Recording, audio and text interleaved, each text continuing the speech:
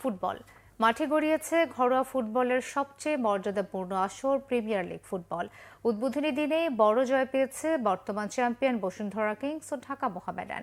কিংসরা 7-0 গোলের বন্যায় ভাসায় চট্টগ্রাম আবাহনীকে, আর জায়ান্ট ঢাকা মোহামেডান 6-0 বিধ্বস্ত করে ঢাকা ওয়ান্ডারার্সকে।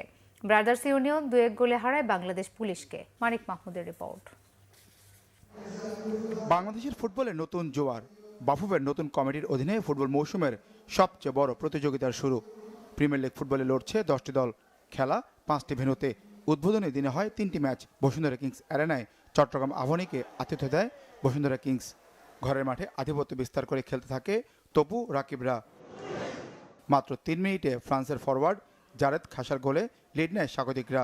ভ্যালেরো তিতার শিষ্যদের আক্রমণের ধারে নড়বড়ে হয়ে যায় চট্টগ্রাম আবাহনীর রক্ষণ।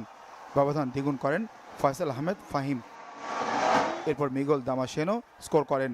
জারেদ খাসার দ্বিতীয় লক্ষ্যভেদে প্রথমার্ধেই 4-0 গোলে এগিয়ে থাকে কিংসরা। গোল উৎসবের ম্যাচে বিরতির পর মুজিবুর রহমান জনি নাম লেখান স্কোরশিটে। কোণঠাসা বন্দরনগরে দলটির জালে পরপর দুবার বল জড়ান রাকিব হোসেন।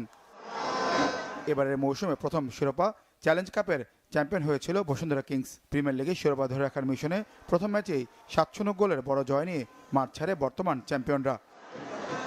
গাজীপুরে দাপটে ফুটবলে ঢাকা ওয়ান্ডারার্সের সীমানায় কাঁপন ধরায় ঐতিহ্যবাহী ঢাকা মোহামেডান।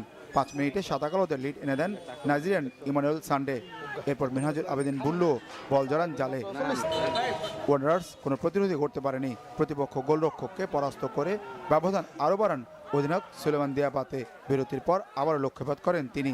আর্নেস্ট বোয়াটিং ও সৌরভ দেওয়ানের গোলে ব্যবধান 6-0 হয় মোহামেডানের। বড় জয় লিগ শুরু হয় শিরোপা প্রত্যাশীদের। মুন্সিগঞ্জে হোম ভেন্যুতে বাংলাদেশ পুলিশের বিপক্ষে 23 মিনিটেই এগিয়ে যায় ব্রাদার্স ইউনিয়ন। বিরতির পর ম্যাচে ফেরে পুলিশ। মানিক সময় এনে দেন দলকে। জমে ওঠে ম্যাচ। তবে পাল্টা আক্রমণে দ্য অরেঞ্জের সাথে পেরে ওঠেনি বাংলাদেশ পুলিশ। 21 মিনিটে গাম্বিয়ান জাকারের লক্ষ্যভেদে ব্যবধান দ্বিগুণ হয় ব্রাদার্সের। শেষ পর্যন্ত 2-1 জয়ে পূর্ণ 3 পয়েন্ট নিয়ে মাঠ ছাড়ে নতুনভাবে সাজানো গোপীবাগের দলটি। মানিক মাহমুদ, বাংলা ভিশন, ঢাকা।